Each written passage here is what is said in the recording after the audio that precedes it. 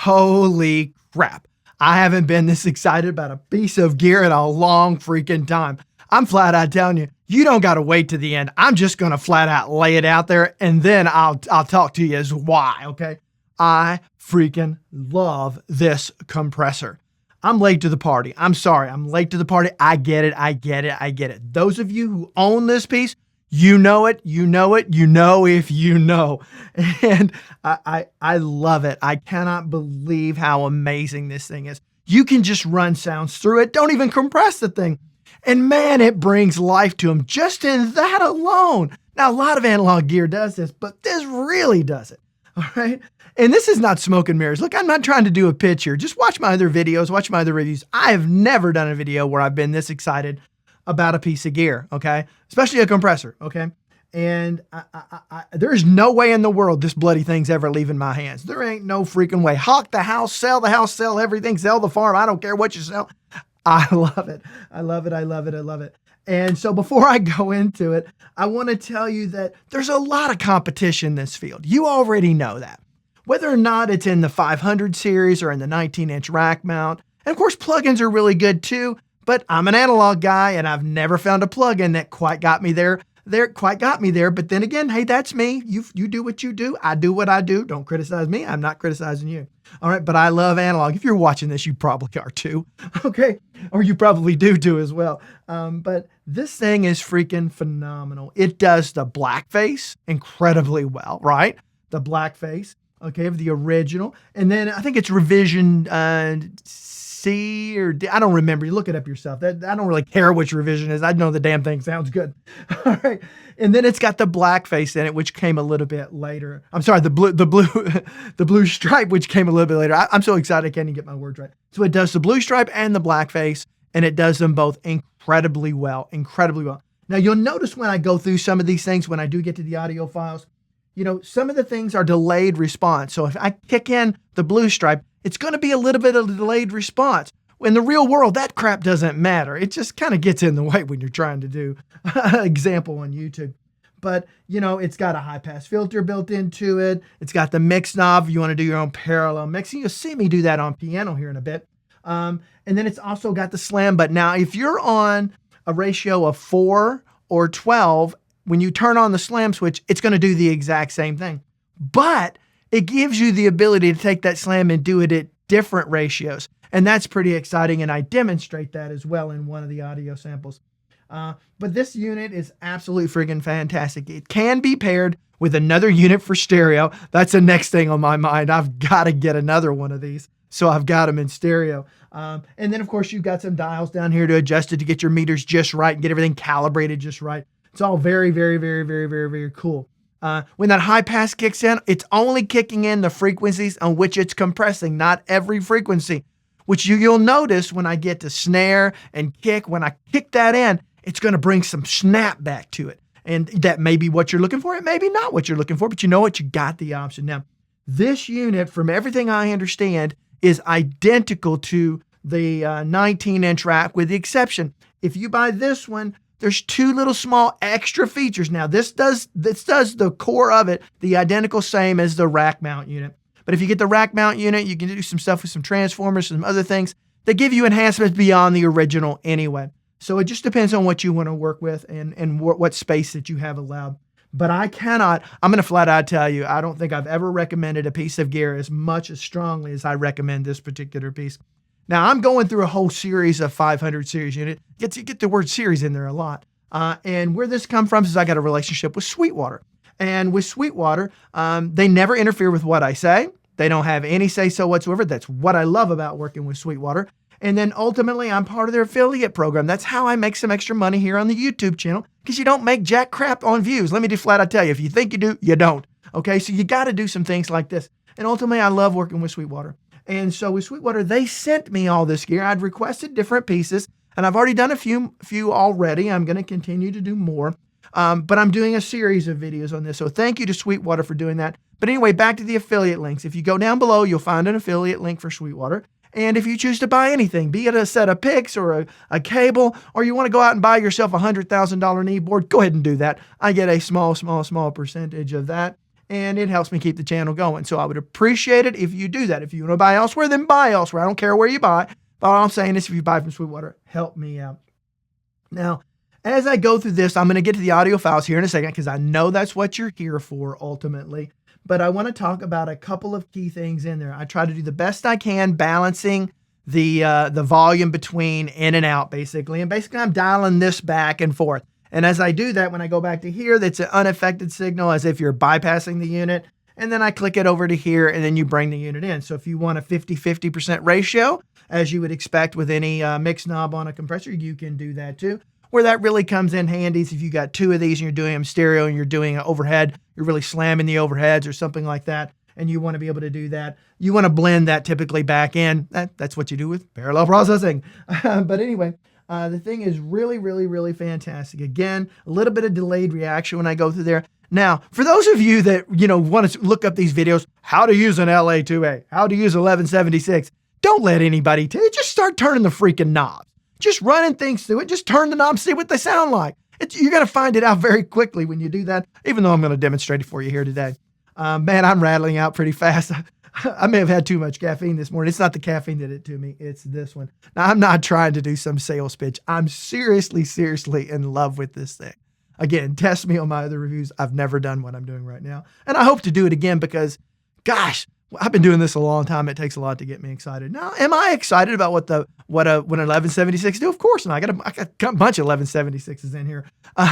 But am I excited about what an LA2A does? No. What I am excited about is how well they do this particular unit at this price point. And yes, this is a little bit more than a lot of your clones, but you're basically getting 2 of 1. Now, there's a lot of people out there that do the blue stripe and the black face combined into one unit. A lot of people out there, Stam Audio as an example. I really like Stam Audio. They make one, but this is the one that I find that I've liked so far that I've heard. And I think it is absolutely amazing. This will now become my numero uno 1176 style compressor. And I've got 4 different ones sitting behind me. I like all of them too.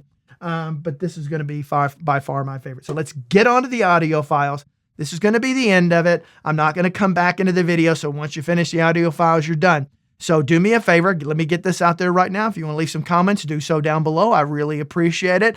Don't forget to like, subscribe, notify, all that stuff. Helps me grow the channel, helps me get more content out to you. So appreciate if you do that. And until next time, I hope you have a great day after you check out those audio files.